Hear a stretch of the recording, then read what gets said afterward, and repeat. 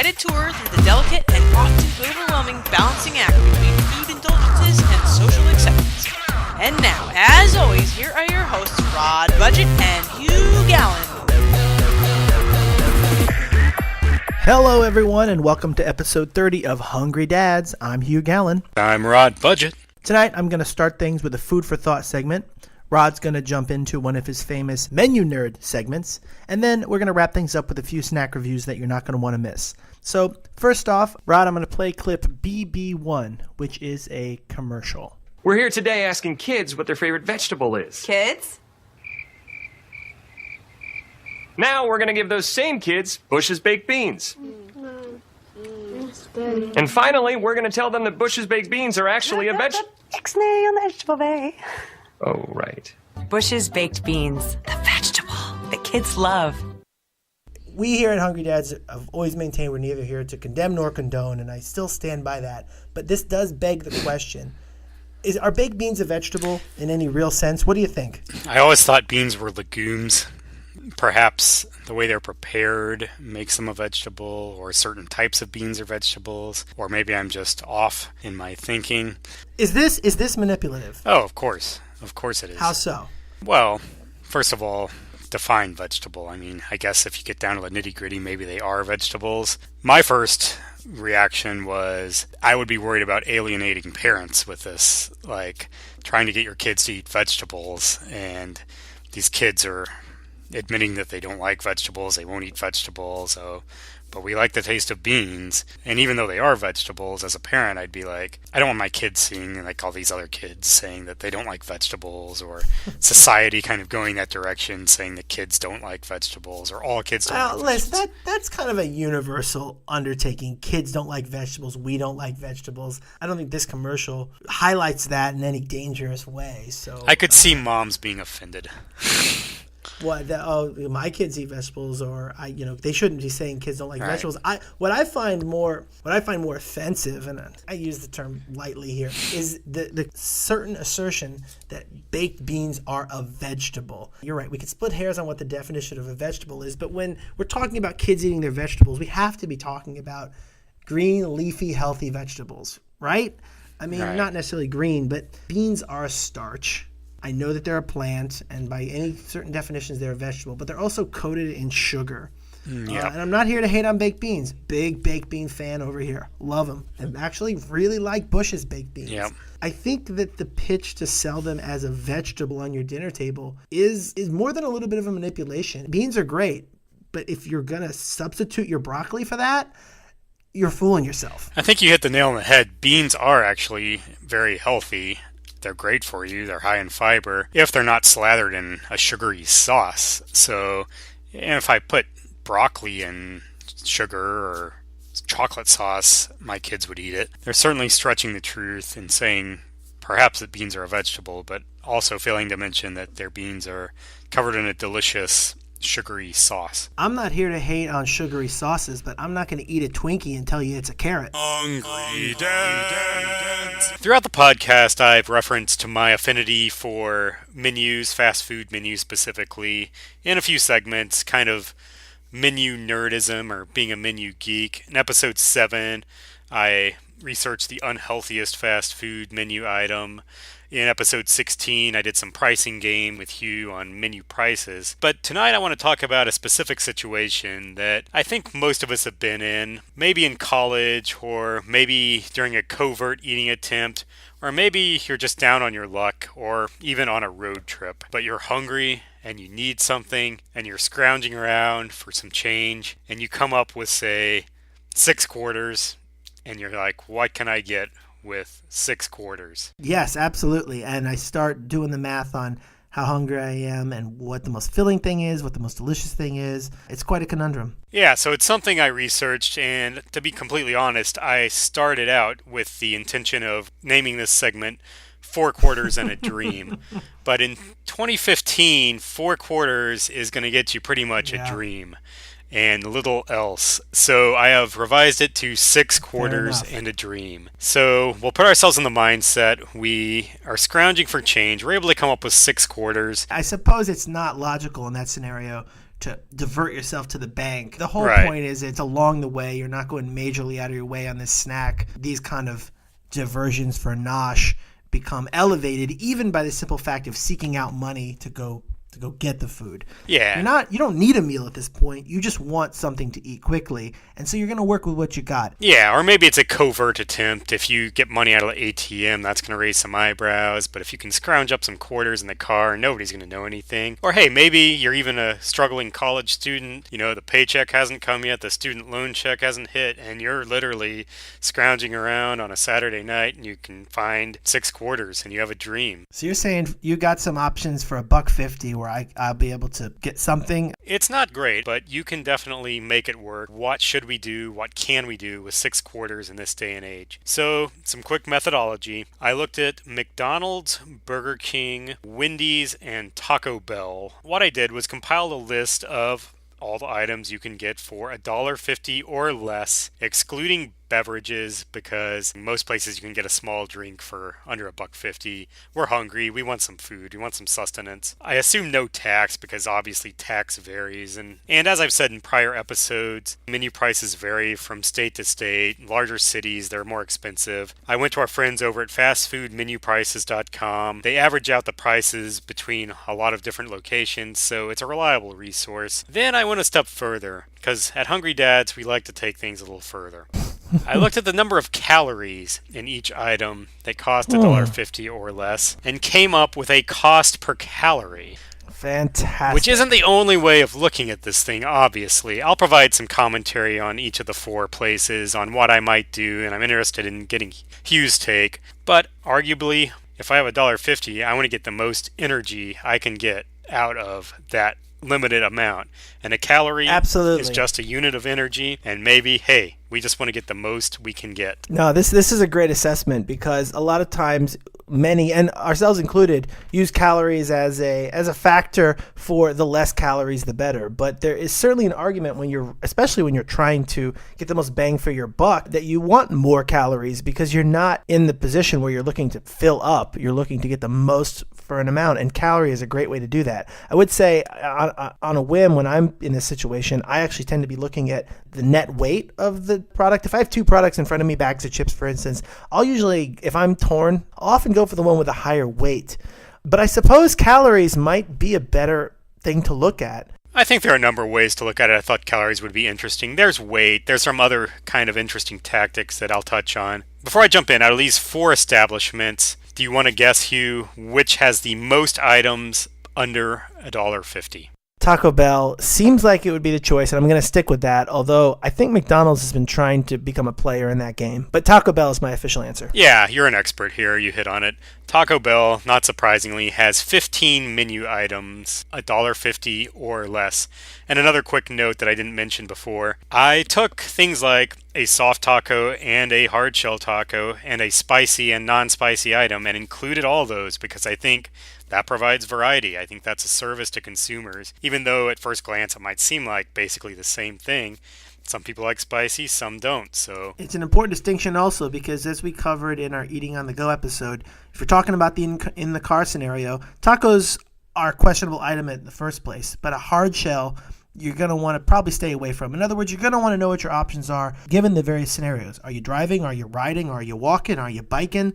How are you getting around, and what is my best eating on the go option for under $1.50 given those circumstances? So it's great that you're able to delineate all that. Well done. Yeah, it's a service for sure. I'm going to go into each establishment, but I'm not going to go item by item for the sake of time, but I'll hit on what I found interesting. So at Taco Bell, they have 15 items, as I mentioned, under $1.50, and the most efficient cost per calorie you can get at Taco Bell is the Beefy Fritos Burrito, which sounds delicious, by the way. I'm not familiar with this, but it costs $1.12 off of their kind of value menu, 440 calories, giving you a cost per calorie of about a quarter cent per calorie, which is very low. The overall average cost per calorie for Taco Bell is half a cent per calorie, which is low. So twice as much. Yes, twice as much as the Beefy Fritos Burrito. So it's a really good bargain. And as you'll see in some of these subsequent menus, Taco Bell does not have apples, which actually skews the results quite a bit because apples are inexpensive and some places have them, and obviously they don't have a lot of calories. So when we get into the other restaurants, I've done a with and without apples average cost per calorie. So it'll be interesting to look at. So yeah, there's Beefy Fritos Burrito, which is the most calories for the lowest cost. Out of the other stuff, I'm not familiar with the Beefy Fritos Burrito. It sounds delicious, so that might be just what I got. They have a cheesy bean and rice burrito, which sounds pretty hearty to me. That might be what I would go with, just glancing at it, not knowing the calorie information. They don't have any items where you could get multiple mix and match things. You're going to get one item of something. It's mostly stuff you would expect. Soft taco, hard shell taco, some bean burrito type things. But Taco Bell's the leader in the category for sure. I think it's a real blessing that Beefy Frito Burrito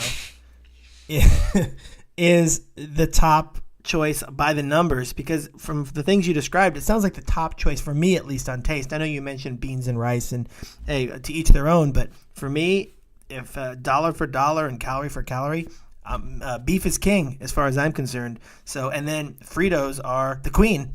So Beefy Frito Burrito, if it was a third or fourth place by the numbers, it probably would start to get my attention. But the fact that it's number one by a wide margin, I'm seeing a home run here for that item. You've talked me into it. I would definitely go with the Beefy Fritos Burrito, based on the fact you can get beef and Fritos in a burrito. So moving on, as Hugh hypothesized, McDonald's is the next in having the most menu items under $1.50. They have 13 options compared to Taco Bell's 15. And McDonald's lowest cost per calorie item is also at a quarter of a penny per calorie. And that is the Buffalo Ranch McChicken sandwich. It has 440 calories and costs $1.12. Ironically, the exact same totals as the Beefy Fritos Burrito. Wow, fascinating. And this is a good time to mention this. I noticed in my research that a lot of these value menus, or some call it dollar menus, I think these restaurants are monitoring each other and adjusting their prices accordingly, because a lot of them are the exact same prices at all establishments. So I think they monitor those prices, kind of like gas stations monitor and kind of keep everything about the same. Yeah, try to undercut if you can, because this kind of buying, this kind of grazing, as I believe they've been calling it in the fast food industry, is the new way of eating. It really is. So compared to Taco Bell's 0.0051 cost per calorie on average, not including apples, McDonald's has a 0.0043 cost per calorie. So you're getting a little more calorie for your buck on average at McDonald's. When you throw the apples in, it goes all the way up to 0.0057, because apples themselves are 2.5 cents per calorie, which doesn't sound like much, but in this world, it's a ton. I'm glad you ran the numbers both ways, but for our purposes, I'm going to be relying on the non-apple averages, because apples aren't going to be part of my equation. Not because I don't value a good apple. Like Cookie Monster, I can appreciate the fruits in my diet, but for the scenario you've set up, I'm not going to the drive-thru to get apples. Nor should you. So McDonald's is the only restaurant that provides this interesting dilemma, or maybe it's not negative, it's just a choice that one's going to have to make. At McDonald's, you can get one chocolate chip cookie for 44 cents, and then you have your choice, if you want to go this route, of an apple pie, a cherry pie, or a soft serve cone with that chocolate chip cookie, and keep it under $1.50 still. Wow. Or I love that. you can go with one kind of the McChicken, the Buffalo Ranch McChicken, the cheeseburger, things like that, a small order of fries. So I did a lot of thinking about this one. That Buffalo Ranch McChicken sounds hearty. It does have the lowest cost per calorie, but after a lot of thought, I think I would go with a chocolate chip cookie and an apple pie. I would probably go for, you said I can get the chocolate chip cookie and also some kind of sandwich? You could not afford one of the less expensive. It's either or. Okay. The chocolate chip cookie puts you over by about 8 cents. Are there any options to mix sweet and savory in one purchase for under $1.50? There is not. Your choices are all sweet. It would be chocolate chip cookie with either an apple or cherry pie or a soft serve cone. So you have to either go that direction or savory. Okay. I'm going to probably ignore the numbers here, and I'm going to get a sandwich of some kind.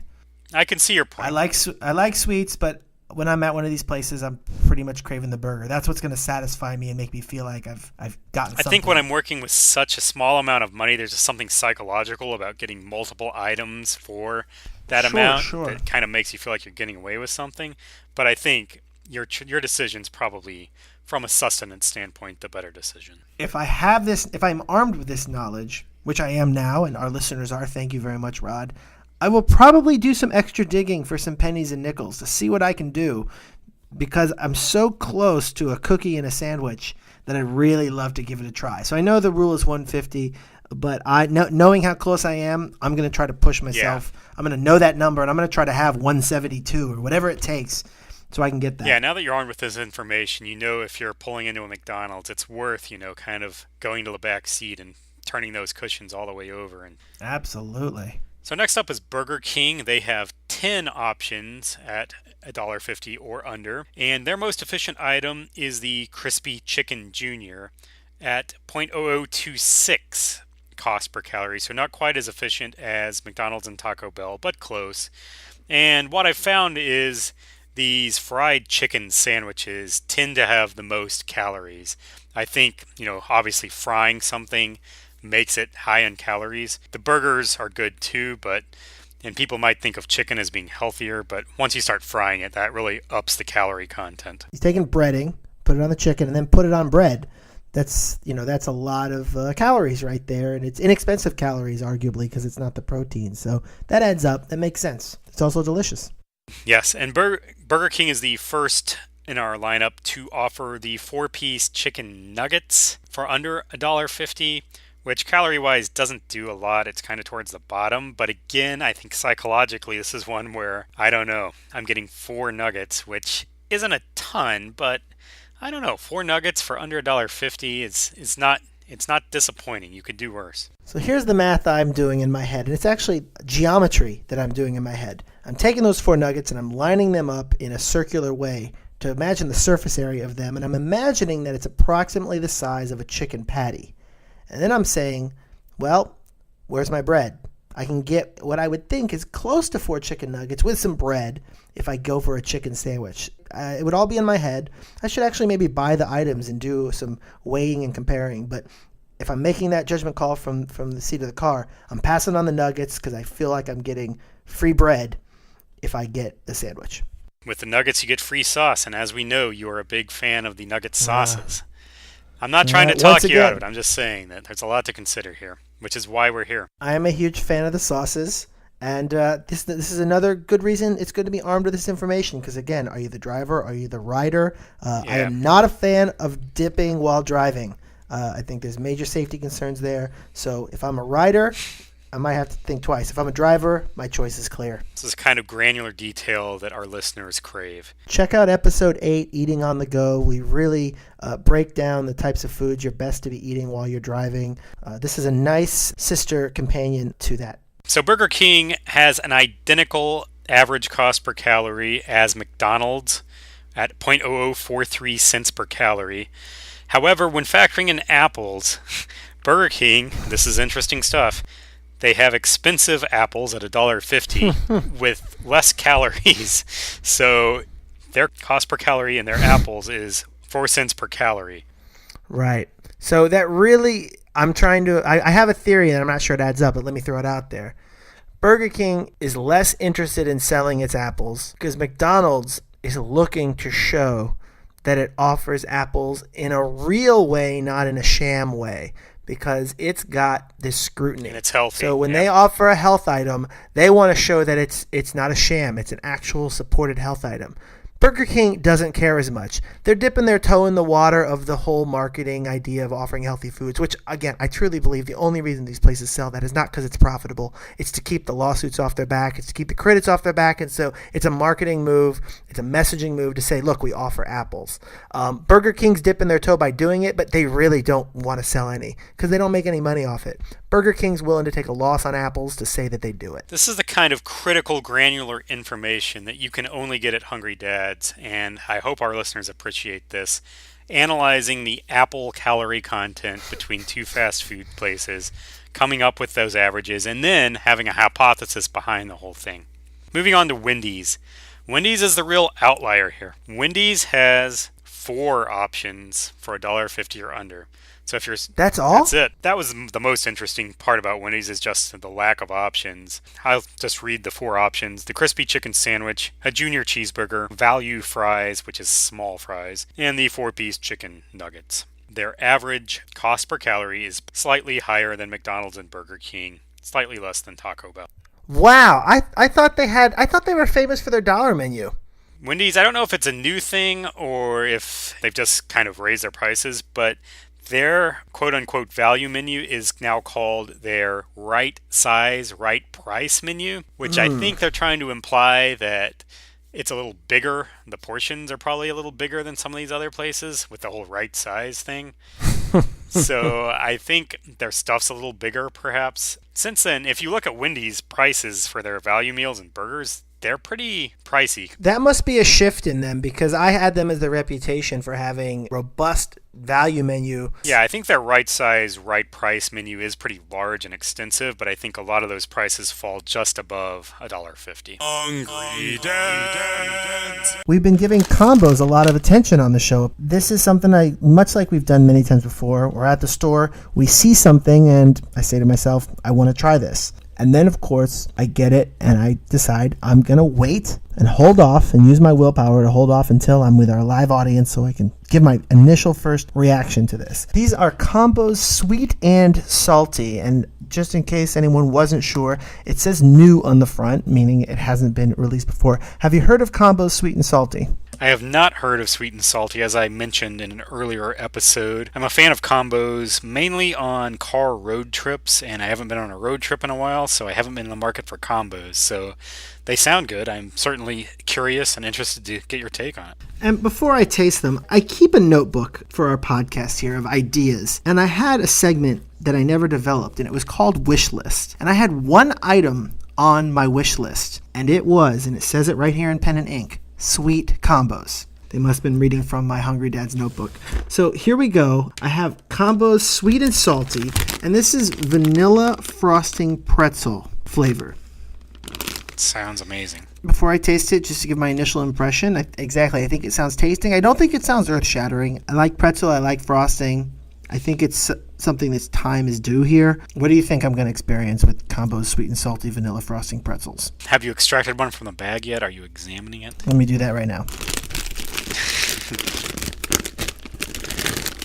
So Hugh is now extracting a sweet and salty combo from the bag. And yeah, I can see it looks like the filling is indeed white, which is what I would expect.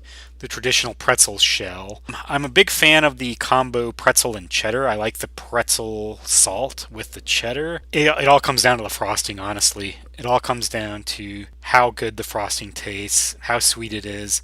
I think it has definite potential. It might surprise you, but it also has potential to fall flat. It all falls on the frosting. I know chocolate-covered pretzels are a thing. Are pretzels and frosting a thing? I think they go together fine, but I'd imagine they're really going for the kind of the white chocolate flavor pretzel here? Yeah, I've had pretzels dipped in white chocolate, like at holiday parties and functions like that. I've had vanilla covered pretzels. I forget the brand, but the small pretzels. The mini pretzels it's kind of a vanilla frosting. And those are delicious, so you might be in for a real treat here. Yeah, I like chocolate covered pretzels. All right, well, let me just dive right in. It's chewing, nodding. All right.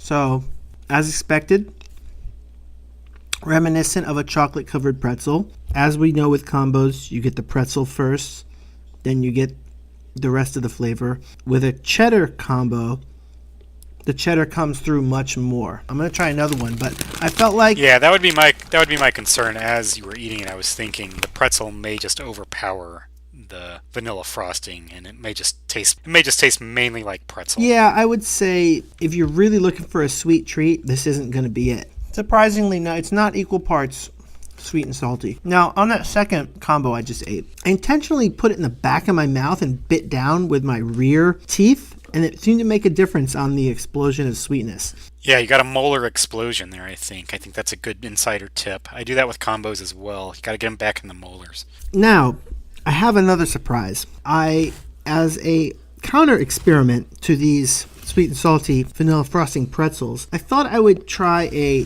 do-it-yourself version. I happen to have pretzels and vanilla frosting in our cupboard. Of course you do. Which is the kind of thing that I would cobble together in sort of a poor man's snack hack.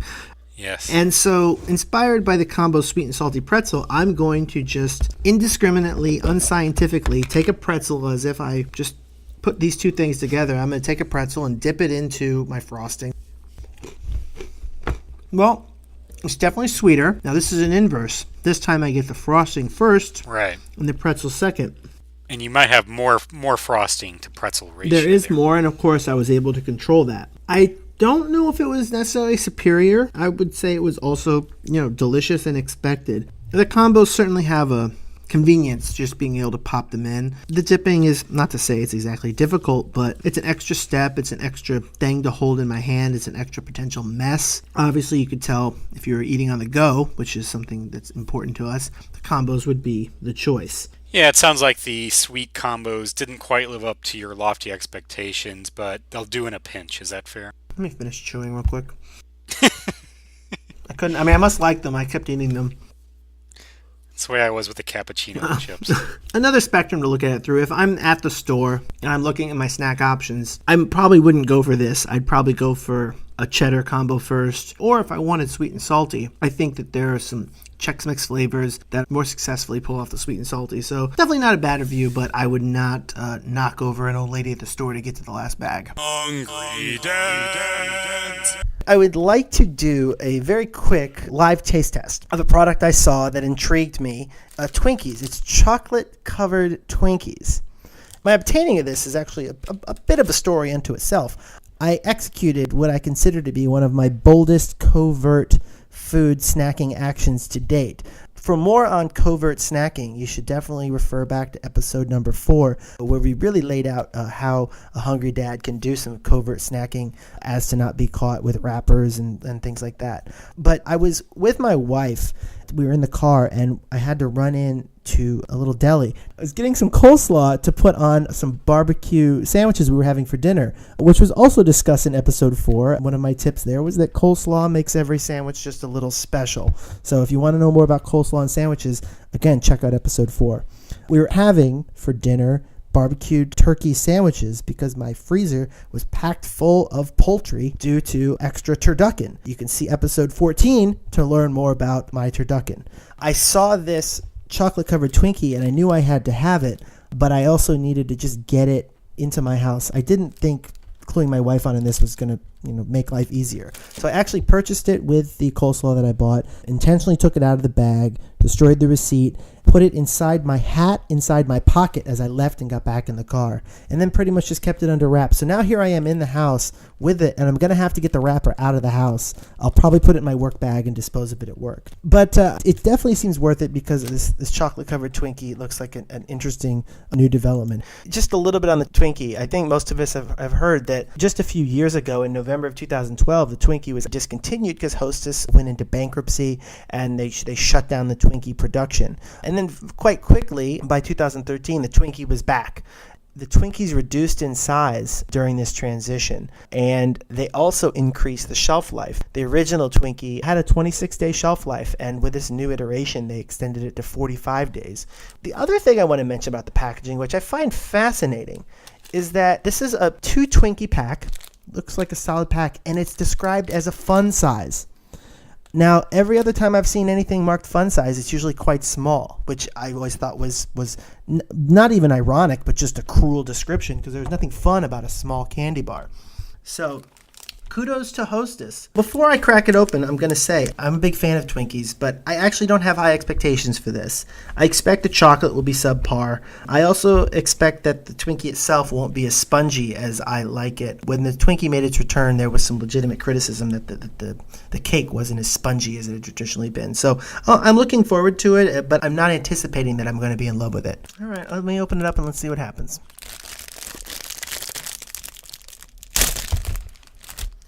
It has the distinct shape of a Twinkie. The bottom is not covered in chocolate, so you can see where the cream has been squirted in the bottom. The chocolate is really indicative of what you might see on a on the other types of Hostess, like the ding dongs and things like that. So again, not that I expected anything more, but it's kind of it's hard, but not so hard. It still melts on my hands and gets a little gooey.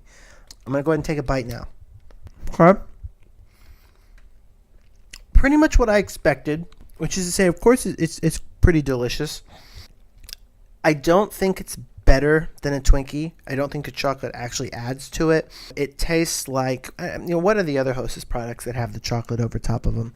Like the Ring Dings and things like that. It may as well be one of those at this point. I think the chocolate has taken away its essential Twinkie-ness. Hungry Dads. Talk to us on Twitter at hungry_dads. This has been a Hungry Dads production.